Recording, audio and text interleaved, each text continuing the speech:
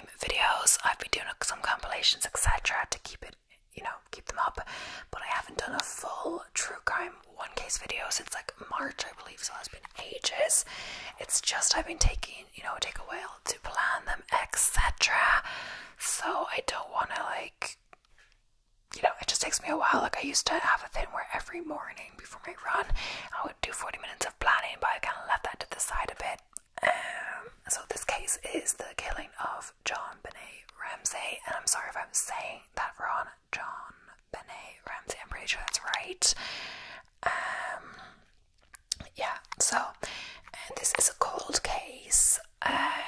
Unfortunately, there was a lot of blame on the victim's family, so on her parents and also her brother, who was quite young at the time as well.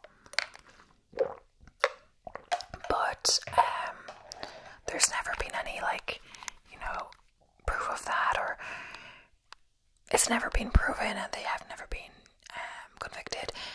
And they've even the brother, at least, as we'll get into it, but I filed some defamation lawsuits, is what they call them, where against like a TV show that painted him as the murderer, and that would ruin his name when there's no proof of that, etc.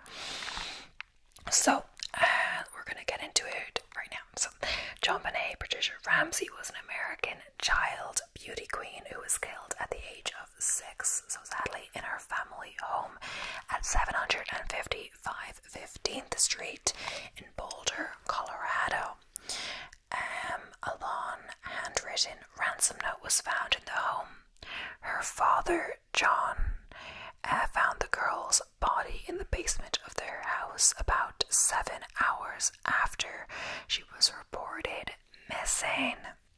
So she had sustained a broken skull from a blow to the head and had been strangled. I don't know, maybe it's because I haven't done this in a while, but it's looking really weird to read my notes. Garrote was found tied around her neck, and I hope I'm saying that word right.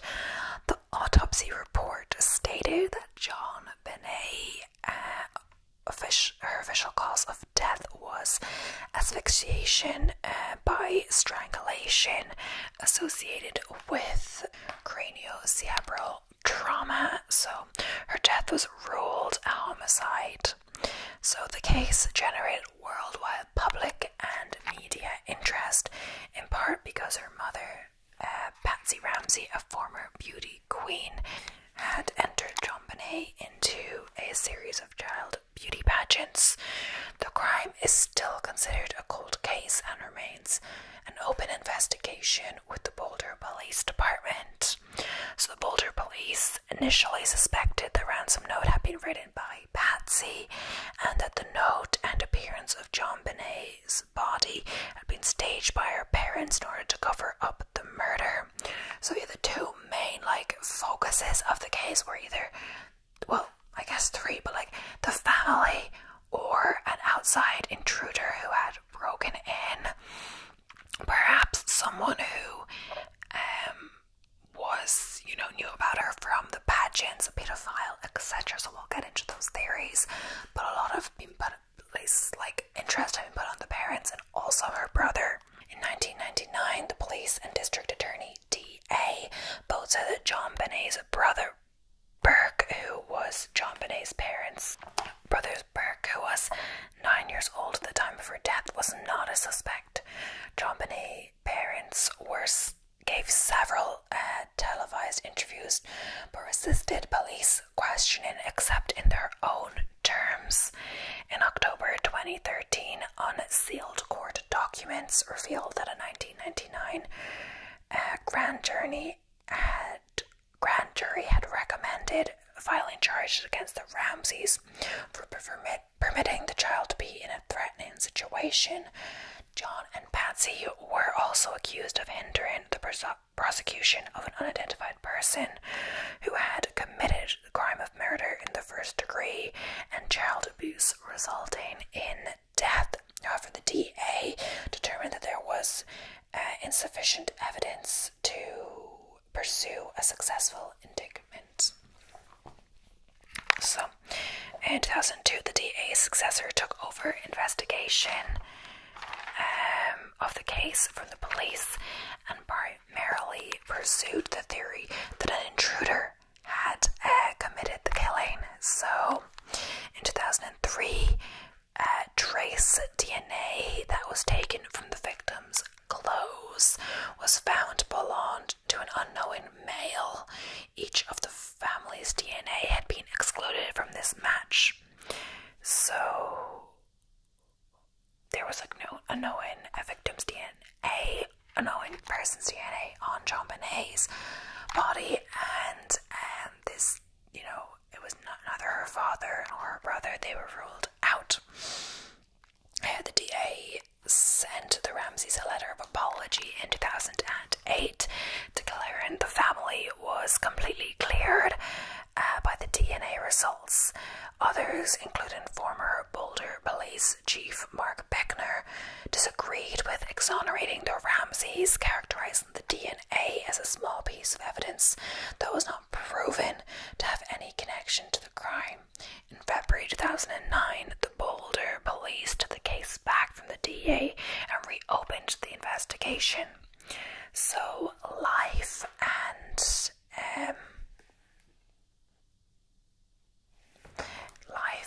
interment. So, JonBenét Ramsey was born on August 6th, 1990 in Atlanta, Georgia, the younger of two children of Patricia Patsy Ramsey, 1956 to 2006, and JonBenét Ramsey, JonBenét Ramsey, born 1943. She had an older brother named Burke, born 1987. JonBenét's first name combines his father's first and middle name, so JonBenét, and her mother's first name was used as her middle name. She was enrolled in kindergarten at High Peaks Elementary School in Boulder, Colorado. So, a little bit about our parents. So, John Ramsey was a businessman who was the president of Access Graphics, a software company that later became a subsidiary of Lockheed Martin. His first marriage ended in divorce in 1978. In 1991, John had moved with Patsy, his second wife, and family to Boulder, where Access Graphics headquarters was located. Patsy Ramsey entered JonBenét in various child beauty pageants in Boulder, where she won the titles of America's Royal Miss, Little Miss Colorado, etc. So JonBenét's active role in child beauty pageants and Patsy's reported pageant mother behavior were reported by the media after the murder. In the summer of 1997, approximately 6 months after JonBenét's death, the Ramseys moved to a new home in Atlanta after a summer at their vacation retreat in Charlevoix, Michigan. Patsy died of ovarian cancer at age 49 in 2006. She was interred next to her daughter. So now we're going to move on to some of the evidence in the case. So one of the big ones is the ransom note, and the police thought there was some suspicion on the ransom note, etc. So according to statements that Patsy gave to authorities on December 26, 1996, she realized that her daughter was missing after she found a 2.5-page handwritten ransom note on the kitchen staircase at the Ramseys family's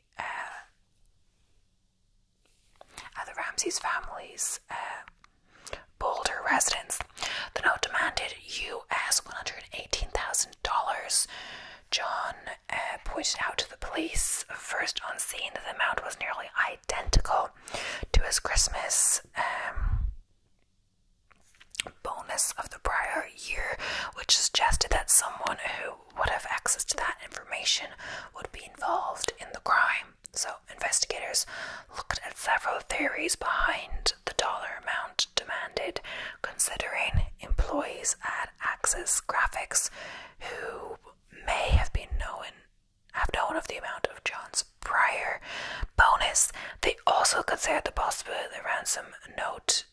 was a reference to Psalm 18 and spoke to religious sources to determine possible relevance. So the ransom note was unusually long. The Federal Bureau of Investigation, so the FBI, told the police that it was very unusual for such a note to be written at the crime scene. I guess I wasn't thinking that this one I wrote the notes, but I think more because, you know, it's going to take them a while. What if they get caught in the process, etc.? So they're trying to be short and sweet. The police believed that the note was staged because it did not have any fingerprints except for Patsy's and authorities who had handled it, and because it included an unusual use of exclamation marks and initialisms. But I guess they could have also used, perpetrator could have used gloves as well. The note and because it seems like in a lot of these, it's like a lot of people are getting caught by fingerprints, etc. I don't know, at least in all cases. Also, like death in paradise, etc. There's so many fingerprints, etc. All of this stuff, and you're like, if they were going to commit a murder, wouldn't they think to use gloves? Like, everyone knows this now. But yeah, the note and a practice draft were written with a pen and notepad from the Ramsey home, according to a Colorado Bureau of Investigation's CBI report. There are indications that the author of the ransom note is Patricia Ramsey, the mother. So, however, the evidence fell short of a definite conclusion. Michael Baden, a board certified forensic pathologist who had consulted with both sides of the case, said he had never seen a note like it in his 60-year experience, and that he did not think it was written by an outside stranger. So a federal court ruled it highly unlikely that Patsy wrote the note, citing 6 certified handwriting experts.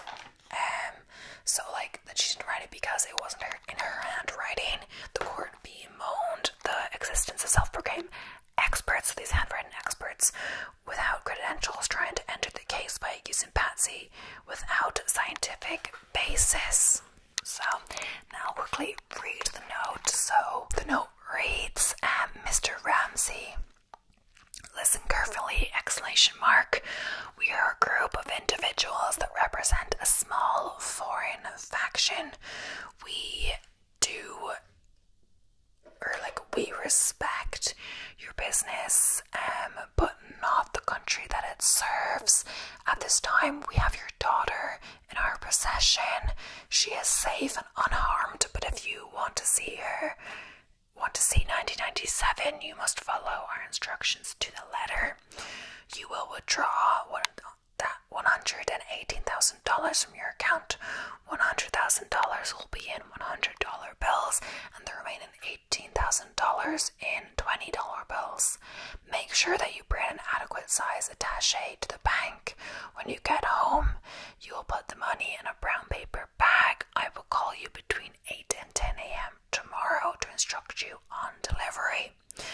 The delivery will be exhausting, so I advise you to be rested. If we monitor you getting the money early, we might call you early to arrange an earlier delivery of the money and hence an earlier pickup of your daughter. Any deviation of my instructions will result in the immediate execution of your daughter. You will also be denied her remains for proper burial. The 2 gentlemen watching over your daughter do not particularly like you, so I advise you not to provoke them. Speaking to anyone about your situation, such as police, FBI, etc., will result in your daughter being beheaded. If we catch you talking to a stray dog, she dies. If you alert bank authority, she dies. If the money is in any way marked or tampered with, she dies. You'll be scanned for electronic devices, and if any are found, she dies. You can try to deceive us, but be warned that we are familiar with law enforcement, countermeasures, and tactics. You stand a 99% chance of killing your daughter if you try to outsmart us. Follow our instructions. You stand a 100% chance of getting her back. You and your family are under constant scrutiny, as well as the authorities. Don't try to grow a brain, John. You are not the only fat cat around, so don't think that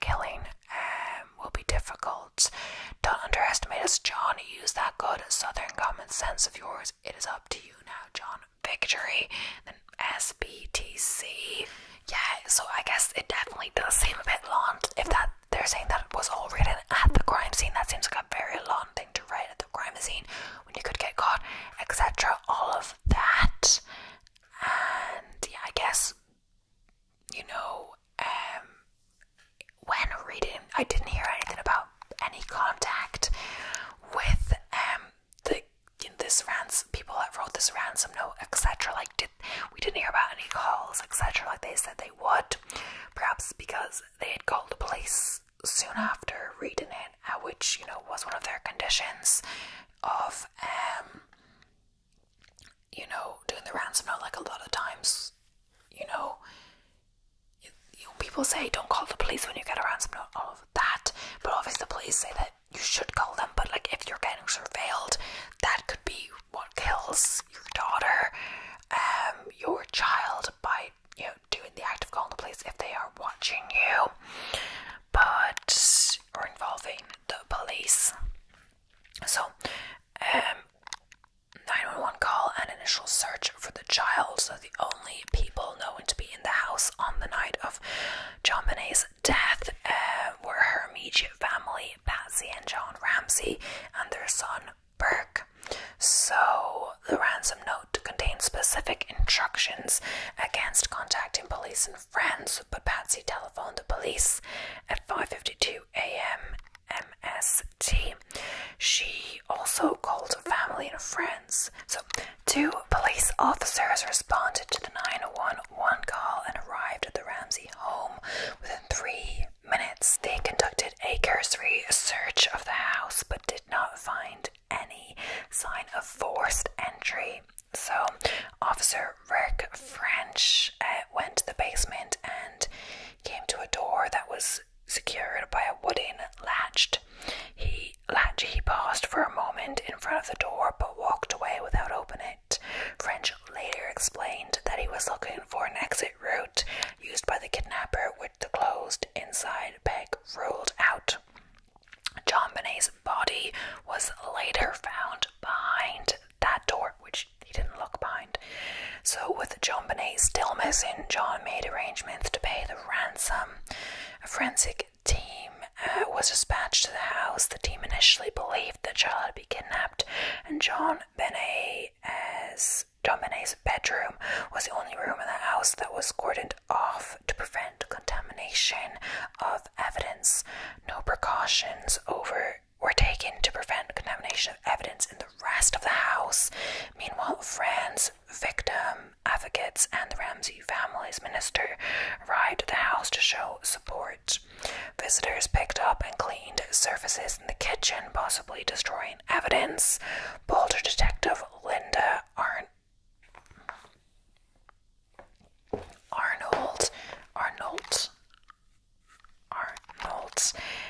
arrived at about 8 a.m. MST in anticipation of receiving further instructions by the kidnappers. But there was never an attempt by anyone to claim the money. So yeah, that's definitely odd for sure. But as they were saying, if they were under surveillance and they had contacted the police, which the note specifically told them not to, they were very clear that she dies, you know, if you contact police. Discovery of the body. So at 1 p.m. MST detective Arnold asked John Ramsey and Fleet White, a family friend, to search the house to see if anything seemed amiss. So they started their search in the basement. John opened the latch door to which Officer French had overlooked and found his daughter's body in one of the rooms. But there was no way to know, except like time of death, etc., which I don't think they got clarification on, if JonBenét's body was there before.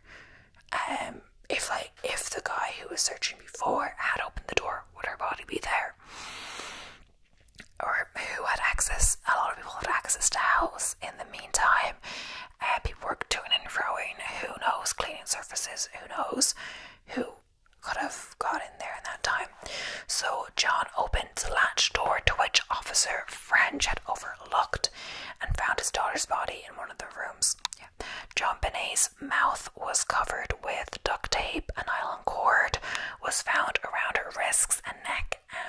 torso was covered in a white blanket. John picked up the child's body and took it upstairs. When JonBenét was removed, the crime scene was further contaminated and critical forensic evidence was disturbed for the returning forensic team. So, yeah, he wasn't meant to pick up the body even if it was his daughter. Each of the Ramseys provided handwriting, blood and hair samples to the police. John and Patsy participated in a preliminary interview for more than 2 hours, and Burke was also interviewed within the first couple of weeks following JonBenét's death. So the autopsy revealed that JonBenét had been killed by strangulation and a skull fracture. The official cause of death was asphyxia by strangulation associated with craniocerebral trauma, which we spoke about before.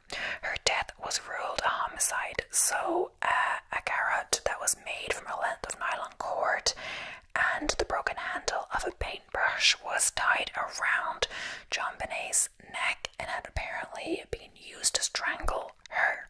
Part of the broken end of the paintbrush was found in a tub containing Patsy's art supplies, but the bottom third of it was never found, despite extensive search of the house by the police in subsequent days.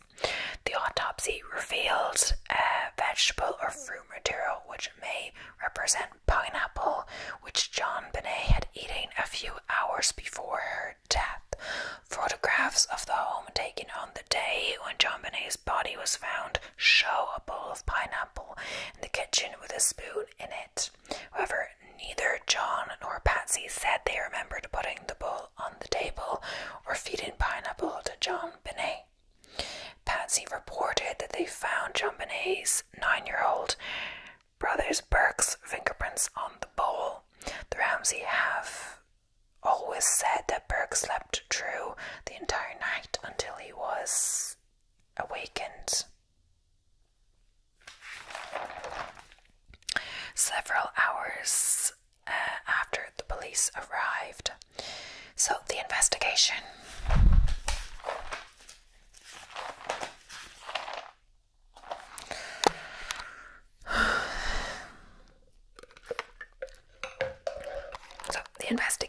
So experts, media commentators, and the Ramseys have identified potential suspects in the case.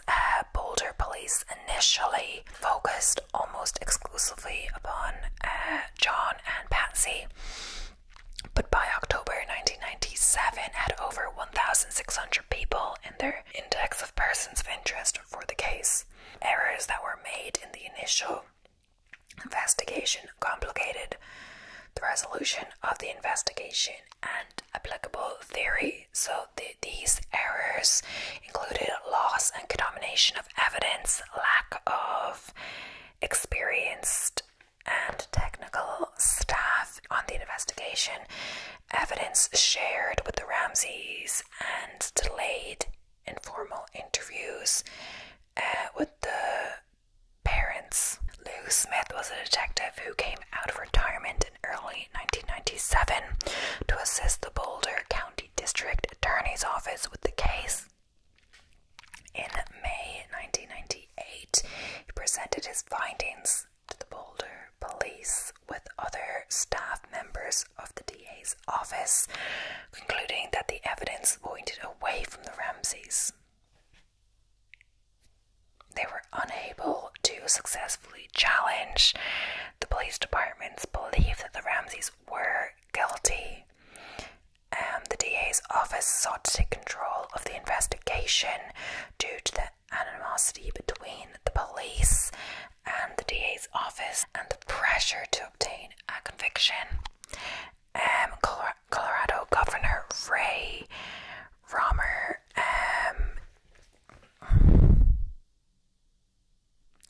Romer intended and named Michael Keene as a special prosecutor to initiate a grand jury.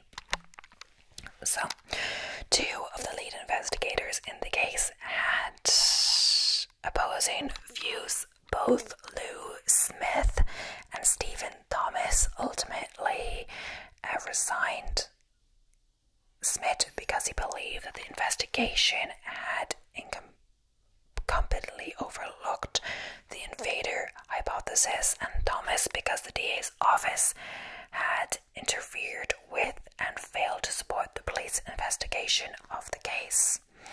A grand jury was convened beginning September 15th, 1998 to consider indicting the Ramseys for charges relating to the case. So in 1999, the grand jury returned a true bill to change the charge to Ramsey's with placing the child at risk in a way that led to her death and with obstructing an investigation.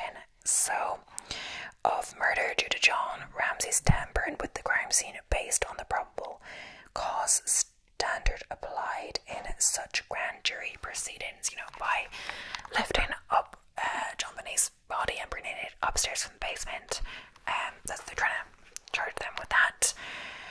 But Boulder County District Attorney Alex Hunter did not prosecute them because he did not believe that he could meet the higher standard of proven guilt beyond a reasonable doubt that is required for criminal conviction. Mary Lacey, the next Boulder County District Attorney, took over the investigation from the police on December 26th, 2002. In April 2003, she agreed with a federal judge who sat on a 2002 libel case that evidence in the suit is more consistent with a theory that Mrs. Ramsey did it. On July 9, 2008, the Boulder District Attorney's Office announced that as a result of newly developed DNA sampling and testing techniques such as touch DNA analysis, the Ramsey family members were excluded as suspects in the case. Lacey publicly exonerated the Ramseys. On February 2nd, 2009, Boulder Police Chief Mark Beckner announced that Stan Garnett, the new Boulder County District Attorney, was turning the case over his agency, that his team would resume investigating it. Yeah, I just mentioned that, I was talking about the DNA and how it's so obvious to wear gloves and all of this nowadays, but it's nowadays I'm using hindsight on what is it called, using what you know now to rewrite the past kind of thing. I'm not sure if that exactly applies, but of course now that's the case. But as it says, new technology, I'm not sure when exactly all this stuff came in, but there's some old cases where someone has been wrongly convicted for years and they've been exonerated with advanced DNA technology, old cases, etc. So people were convicted without DNA stuff, and it wasn't, their DNA didn't match the one at the crime scene, etc., but they had no way to know that, etc. So yeah, on February 2nd, 2009, Boulder Police Chief Mark Beckner announced that Stan Garnett, the new Boulder County District Attorney, was turning the case over to his agency, that his team would resume investigating it. So Garnett found that the statute of limitations, the crimes identified in the 1999 grand jury trial, had expired and did not pursue a review of the case against Ramsey's. So in October 2010, the Boulder police reopened the cold case. New interviews were conducted following a fresh inquiry by a committee that included state and federal investigation. There was no new information gleaned from these interviews. It was reported in September 2016 that the investigation into JonBenét's death continues to be an active homicide case, per Boulder Police Chief Greg Testa. In 2015, Beckner disagreed with exonerating the Ramseys, stating, exonerating anyone based on a small piece of evidence that has not yet been proved to even be connected to the crime is absurd. He also stated that the unknown DNA from JonBenét's clothing. Has got to be the focus of the investigation at this point in time, and that until we can prove otherwise, the suspect is the donator of the unknown DNA.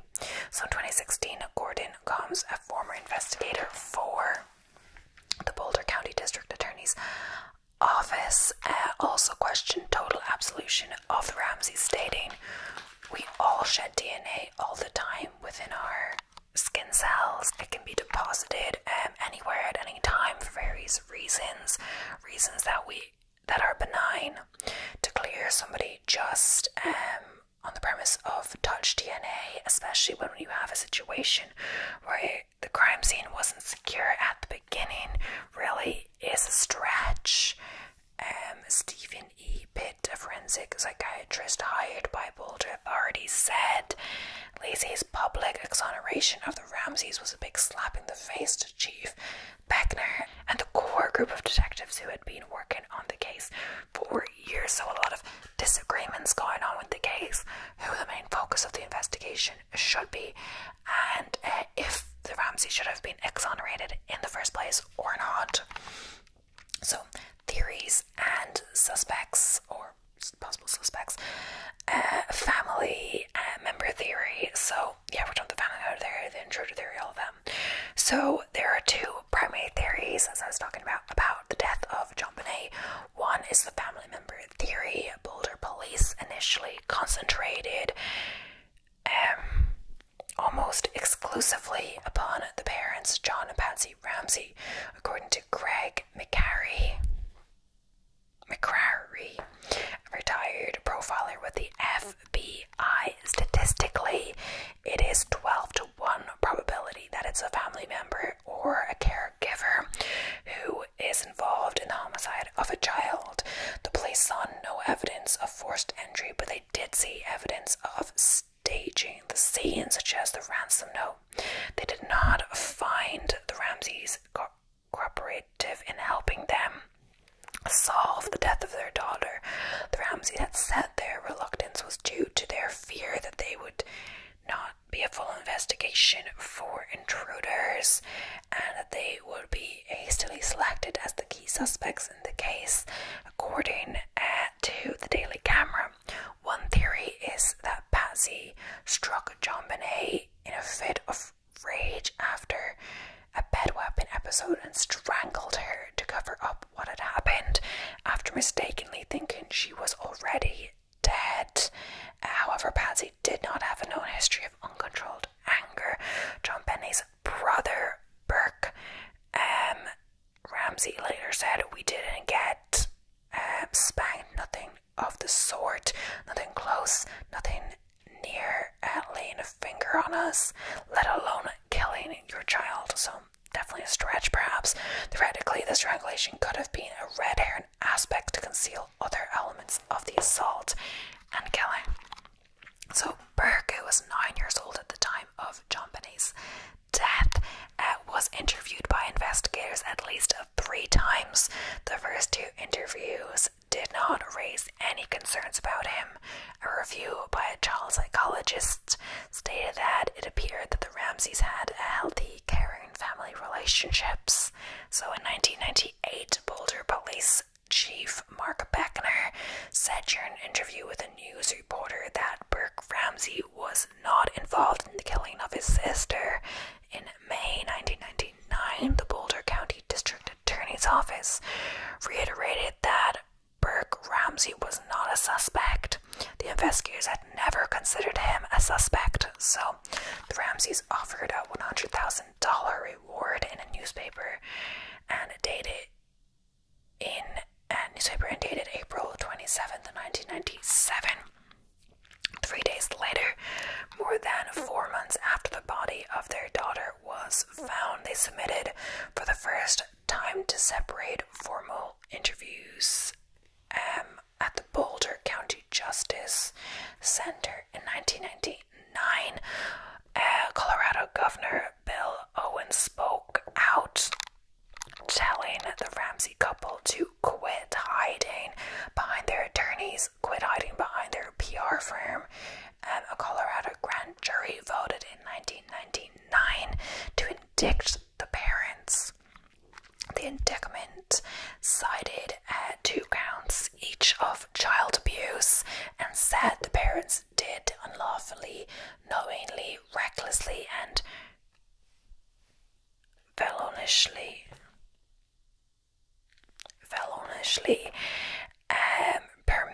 child to be unreasonably placed in a situation that posed a threat of injury to the child's life or health, which resulted in the death of JonBenét Ramsey, a child under the age of 16.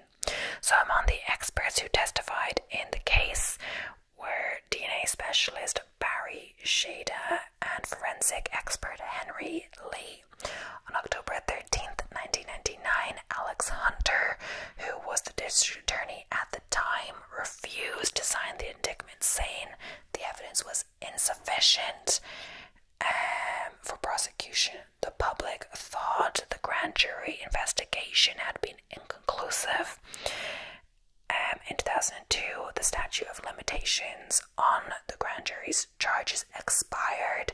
The grand jury's vote to indict was not revealed publicly until October 25th, 2013, when previously sealed court documents were released. So yeah, there's still a bit to go. The Case of JonBenét Ramsey, a show broadcast on CBS on September 18th and 19th and 19th, 2016, used a group of experts to evaluate the evidence. The group theorized that Burke hit his sister in the head with a heavy object, or possibly a flashlight, after she stole a piece of pineapple from his head, perhaps not intending to kill her. They suggested that ransom letter was an attempt to cover up the circumstances of JonBenét's death on behalf of Burke Ramsey. His counsel filed defamation lawsuits against CBS, the producers of the program, and several of its participants based on many of its claims. So yeah, I'm not sure if it's saying that the ransom note was written by Burke, but it seems a stretch that a 9-year-old would write that. No, the bonus's father, I guess they could overhear that. But perhaps, even if, you want justice to be served to your daughter, if you've already lost one child, sometimes, the parents want to protect their child, even if they have murdered someone, especially accidentally. So perhaps the parents could have been involved in writing the note and trying to act with, more of a child's voice, in the letter. But, seems that he hit his sister and killed her over some pineapple. It seems a bit of a stretch because, fruit was found in her system, and who's to say, it was his pineapple? Why is it his pineapple? They live in the same house, they, share food, probably, I don't know. I guess I can definitely see how children accidentally do something when they're mad and, exert more force than they think, especially some object. They don't think it's as hard as they think. It's definitely plausible in some nature, but don't want to comment on that, really. It seems a bit of a stretch for sure. So the next up is the intruder theory. So we did the family member theory, this is the intruder theory. The second theory is the intruder theory. The police and the prosecutors followed leads for intruders, partly due to the unidentified boot mark left in the basement room where JonBenét's body was found. Early persons of interest included neighbor Bill McReynolds, who played Santa, Clans, Chris Wolf, a local reporter whose then girlfriend reported him as a suspect, family housekeeper Linda Hoffman,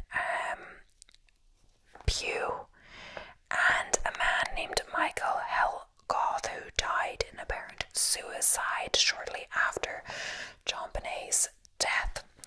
So hundreds of DNA tests were performed to find and match the DNA recovered during her autopsy. In a 2003 defamation lawsuit related to the case Wolf Times Ramsey, involving the Ramseys publicly identifying an early suspect in the case, Judge Julie E. Carnes wrote, "There's virtually no evidence to support Wolf's theory that the Ramseys murdered their child, but abundant evidence to support the Ramseys' belief that an intruder entered their home at some point during the night of December 25th,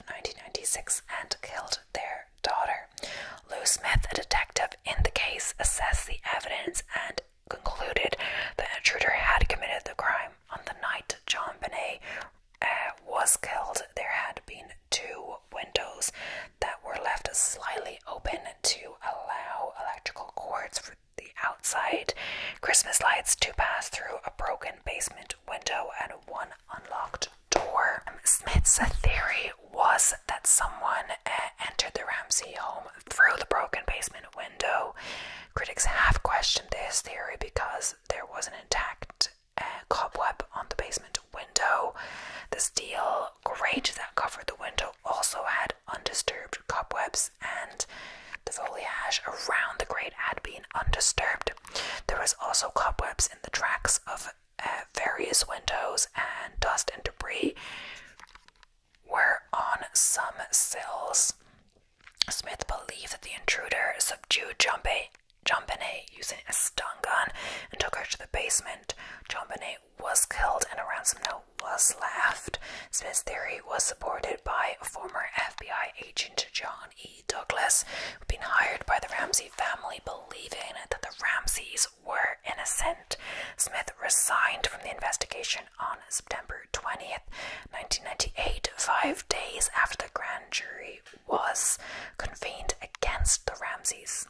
While no longer an official investigator on the case, Smith continued to work on it until his death in 2010. Author Stephen Singular, in his book Presumed Guilty 1999, reissued in 2016, refers to consultations with cybercrime specialists to argue JonBenét's attracted the attention of child pornographers and pedophiles affiliated with the child pageant scene.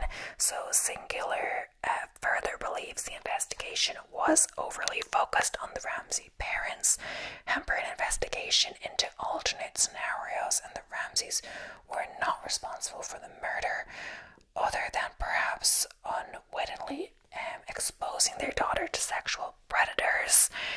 Singular speculates this scenario explains why the grand jury did not recommend indicting the Ramsey parents for murder, but for child abuse or endangerment, for placing their daughter in a risky situation, the pageant scene.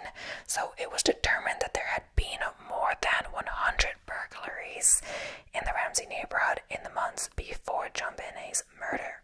There were 38 registered sex offenders living within 2-mile, 3.2-kilometer radius of Ramsey's home.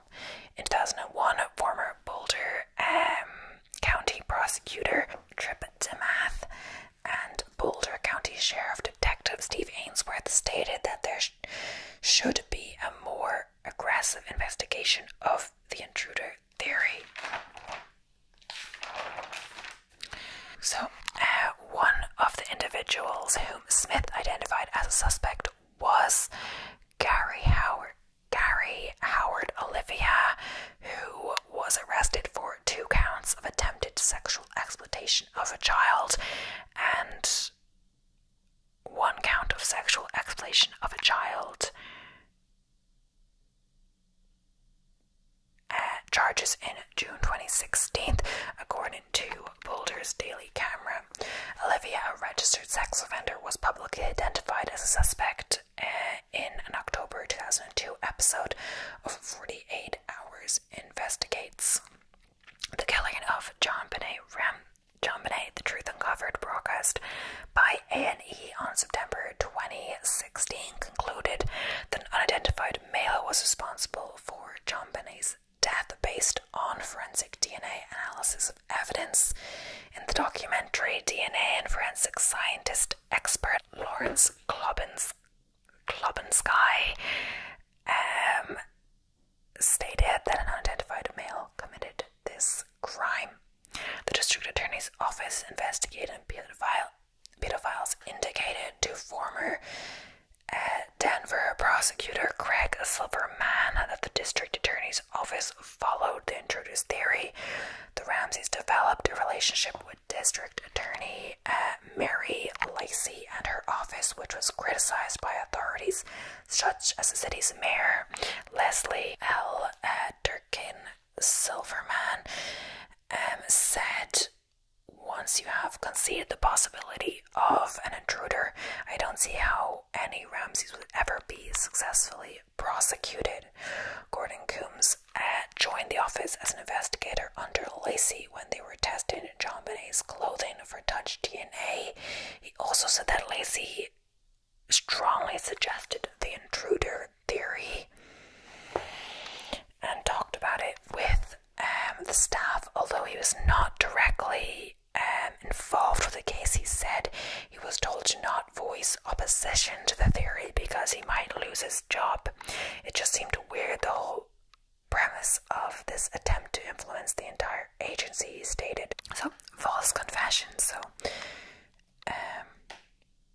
John Mark Kerr was arrested in Bangkok, Thailand on August 15th, 2006, following a false confession to murdering JonBenét. Carr, a 41-year-old school teacher, claimed to have drugged, sexually assaulted and accidentally killed JonBenét, according to CNN. Authorities also say they did not find any evidence linking Carr to the crime scene in the confession. Carr had provided only basic facts that were publicly known and failed to provide any additional convincing details.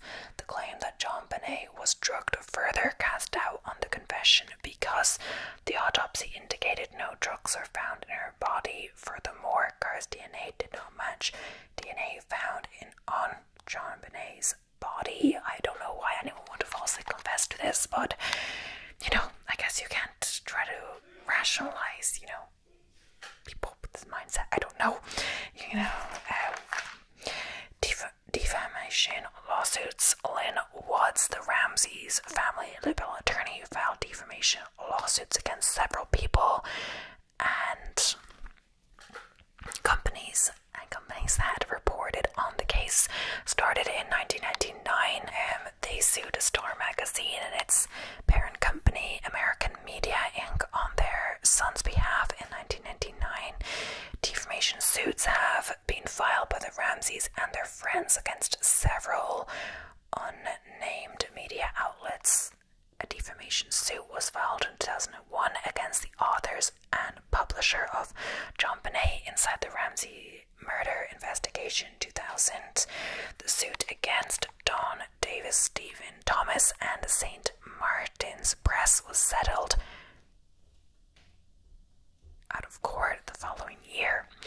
John and Patsy Ramsey were sued in two defamation lawsuits arising from the publication of their book, The Death of Innocence, 2001. These suits were brought by two persons named in the book who were said to have been investigated by Boulder police as suspects in the case. The Ramseys were defended in these lawsuits by Lynn Wood and three other Atlanta attorneys, James C. Rawls, Eric P. Schrodner, and S. Derek Bauer.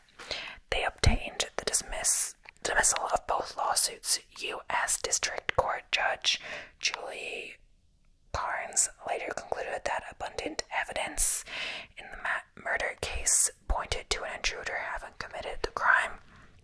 November 2006, Rod Westmoreland, a friend of John Ramsey, filed a defamation suit against an anonymous web surfer who had posted two messages on internet forums using the pseudonym Under the Radar, implicating Westmoreland in the murder. During a September 2016 interview with CBS Detroit and in the Case of JonBenét Ramsey documentary television program, forensic pathologist Werner Spitz accused Burke Ramsey of killing his sister. On October 6, 2016, Burke filed a defamation lawsuit against Spitz. Burke and his attorneys, who include Lynn Wood, sought a total of $150 million in punitive and compensatory damage. Wood said he would also file a suit against CBS at the end of October 2016. On December 28, 2016, Burke Ramsey's lawyers filed an additional civil lawsuit that accused CBS, the production company Critical Content LLC, and 7 experts and consultants of defamation of character. They sought $250 million in compensatory damages and $500 million in punitive damages. In January 2018, a judge denied the CBS motion to dismiss and the suit was allowed to proceed. In January 2019, Wood announced that the lawsuit had been settled to the satisfaction of all parties, whichever that means, whatever that means. But yeah, that is the end of all of my notes. Really sad case, as per usual, as all of them are. Yeah, so it does remain a cold case. The main theories of the case were the family member theory and the intruder theory, and there's no clarification. We may never know who committed this murder and what happened.